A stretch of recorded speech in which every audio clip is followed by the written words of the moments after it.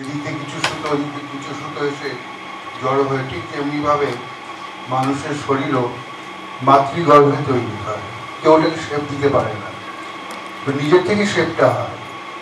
তাই কবি বলছে অষ্ট কমল কা চরকা বানা। 8টা কমল কেন? মূলাধার, স্বাধিষ্ঠান, মণিপুর, অনাহত, বিশুদ্ধ, আজ্ঞা, সহস্র। আর ঈশান চক্র হচ্ছে অষ্টম চক্র, 8 চক্র, যেখানে ঈশান চক্রে হচ্ছে কজাল বডির বাস। কজাল বডি হচ্ছে আমাদের স্থূল শরীর, এটা সূক্ষ্ম শরীর যেটা দেখা যাচ্ছে না, আত্মা। আর কজাল বডির বাইরে থেকে আমাদের শক্তি দিয়ে যেটাকে চালিত রেখেছে, সেটা হচ্ছে কজাল বডি। এই অষ্টম চক্রটা কি করে? মাতৃগর্ভে ঠিক ফোল্ড আনফোল্ডিং নানান হতে হতে 3টে লেয়ার তৈরি হয়ে আস্তে আস্তে আস্তে আস্তে বাচ্চাটা 9 থেকে 10 10 লুনার মান্থ 280 দিনে তৈরি হয়। তৈরি হওয়ার পর হচ্ছে রংরাজিয়ার কাছে পাঠানো হয় চাকরিটা। রংরাজিয়া মানে যে কাপড়ে রং করে, গুরু হচ্ছে রংরাজিয়া, যার কাছে গেলে ওই কাপড়টা রং করা হয়। তো তেমনিভাবে হরিয়ানন্দ এলো হরিপদের পরিবারে, সাত্ত্বিক পরিবার, নানান পূজা পাঠ নিয়ে ব্যস্ত থাকত, সঙ্গে ওদের জমিদারির ব্যবসা তো ছিলই, তো অঢেল বড় লোক।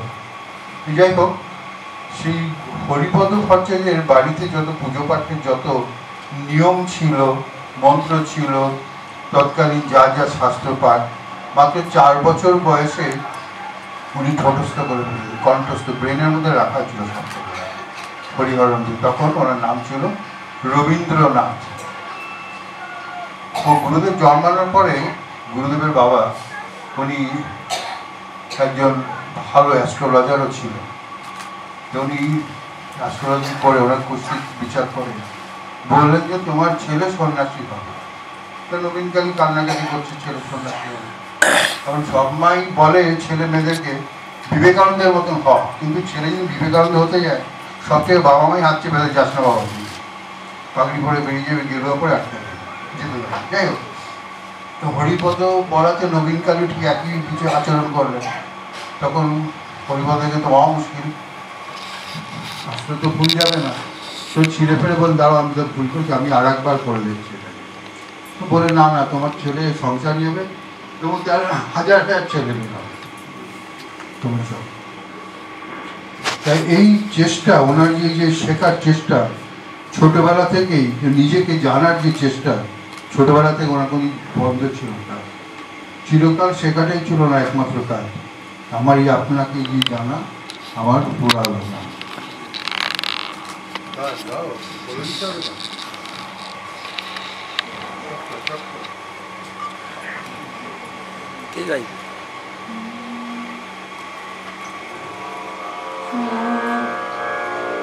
আপনাকে জানা আমার ফুরাবে না, আমার ফুরাবে না। আপনাকে জানা আমার ফুরাবে না, আমার ফুরাবে না। এই জানার সঙ্গে সঙ্গে তোমায় চেনা, আপনাকে জানা আমার ফুরাবে না, আমার ফুরাবে না। কত জন্ম মরণেতে তোমারই ওই চরণেতে, কত জন্ম মরণেতে তোমারই ওই চরণেতে। আপনাকে যে দেব তবু বাড়বে না, আপনাকে জানা আমার ফুরাবে না, আমার ফুরাবে না। আমার যে নামতে হবে ঘাটে ঘাটে, বারে বারে এই ভুবনের প্রাণের হাটে। আমার যে নামতে হবে ঘাটে ঘাটে, বারে বারে এই ভুবনের প্রাণের হাটে। ব্যবসা মোর তোমার সাথে চলবে বেড়ে দিনে রাতে, ব্যবসা মোর তোমার সাথে চলবে বেড়ে দিনে রাতে। আপনা নিয়ে করব যতই বেচা কেনা, আপনাকে জানা আমার ফুরাবে না, আমার ফুরাবে না।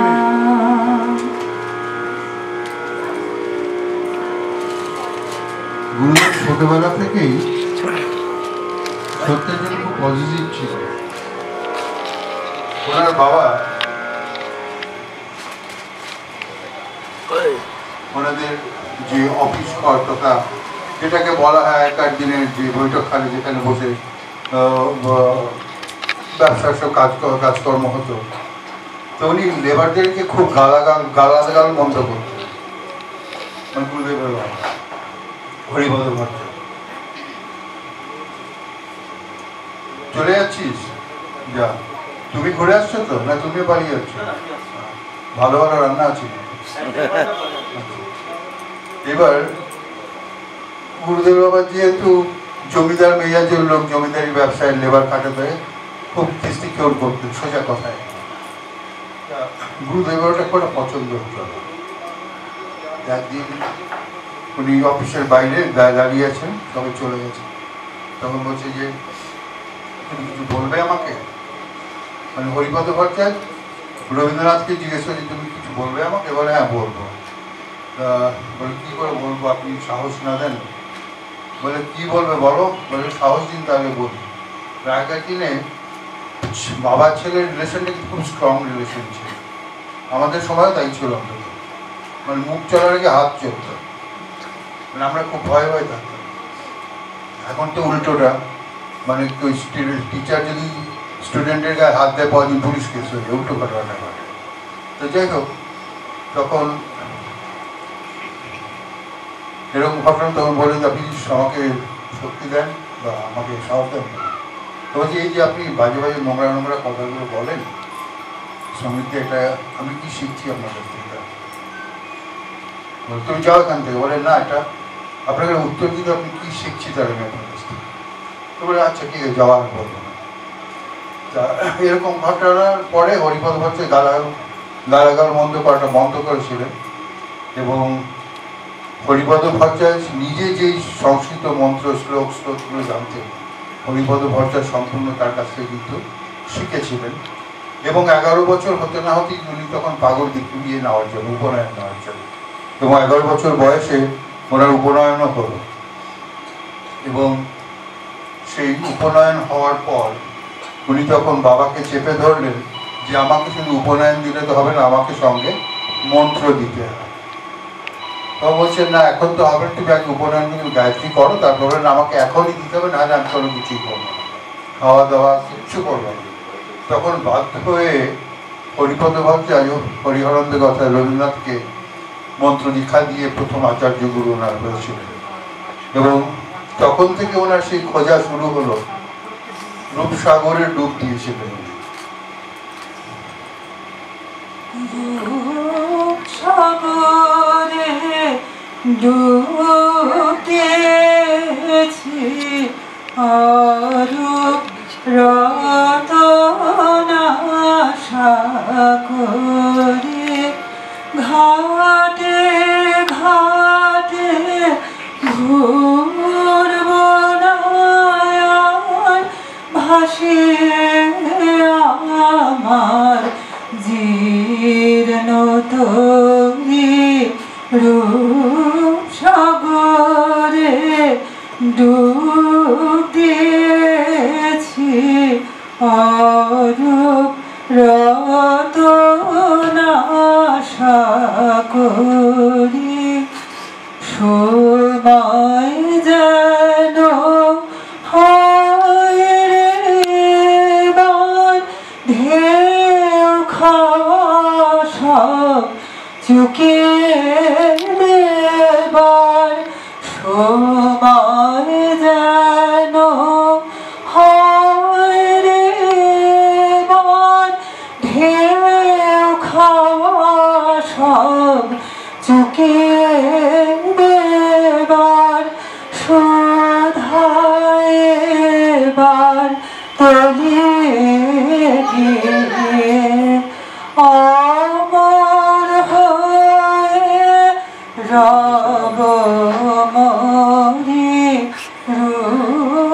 রূপসাগরে ডুব দিয়েছি অরূপ রতনা আশা করি।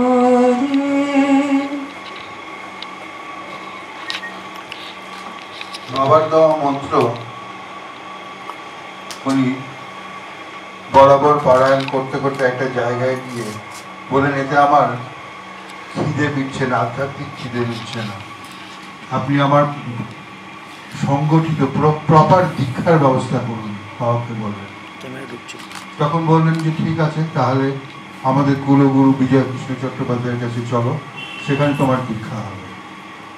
তখন বিজয় কৃষ্ণ চট্টোপাধ্যায়ের কাছে গুরুদেবের শক্তি মন্ত্রে দীক্ষা হলো, এবং ওই দীক্ষার পরে তিনি এই শক্তি মন্ত্রকে তিনি আগা থেকে মাথা অবধি পুরোটা হজম করে ফেললেন, ডুব দিলেন ওর মধ্যে।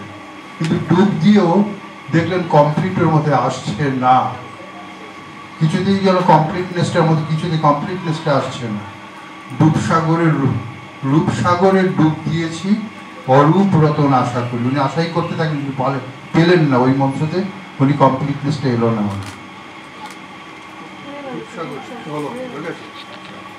তখন শ্রী বিজয়কৃষ্ণ চট্টোপাধ্যায়, উনি হাওড়াতে থাকেন, ওনাদের বাড়ি থাকতেন হাওড়াতে 6 নম্বর কালীকুণ্ডুলেন ওদের বাড়ি। ওদের বাড়িতে যদি কখনো সময় হয় অবশ্যই তোমরা যাবে, দেখে আসবে।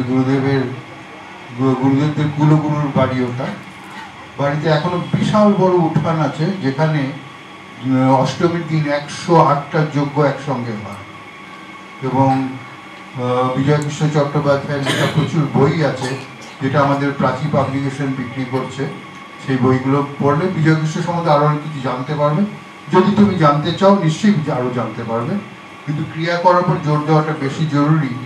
কারণ বিজয়কৃষ্ণ চট্টোপাধ্যায় তখন হরিয়ানন্দকে বললেন যে তুমি যেটা চাইছো, বলে কি চাইছো? আমি চাইছি সমাধি, আমার সমাধি চাই। কারণ স্পিরিচুয়াল ওয়ার্ল্ডে, অর্থাৎ আধ্যাত্মিক জগতের সবচেয়ে বড় জায়গা হচ্ছে সমাধিপ্রাপ্ত করা, যেখানে মানুষের ঈশ্বর এক হয়ে। বলে সেটা আমি তোমাকে দিতে পারবো না, সেই জ্ঞান আমার কাছে নেই। এটা একমাত্র ক্রিয়াযোগের মাধ্যমে হতে আমি তোমাকে একটা রাস্তা এগিয়ে দিয়েছি, এবার তোমাকে যেতে হবে ক্রিয়াযোগের আশ্রয়।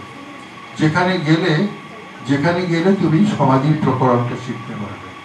অর্থাৎ যেটা শাস্ত্রে বলছে, উত্তম ব্রহ্মসদ ভাব ধ্যান ভাব স্তুমোত্তম স্তুতির জপ অধম ভাব বাহ্য পূজা অধমাদম।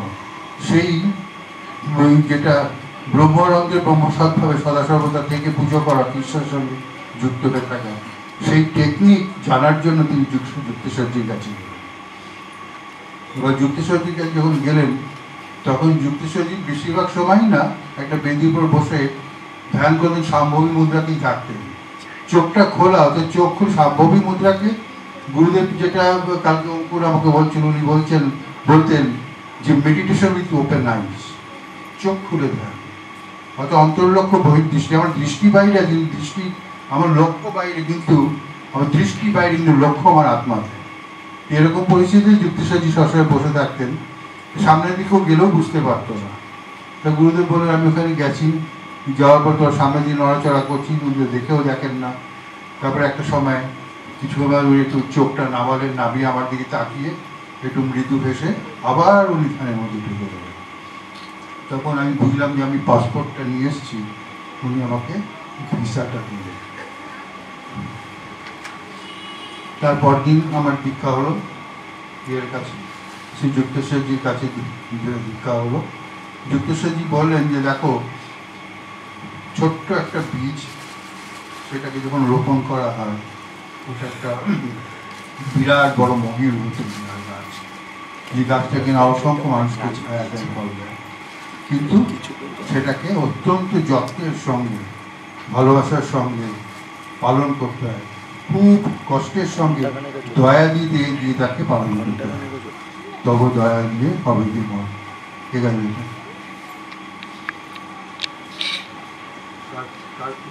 প্রভু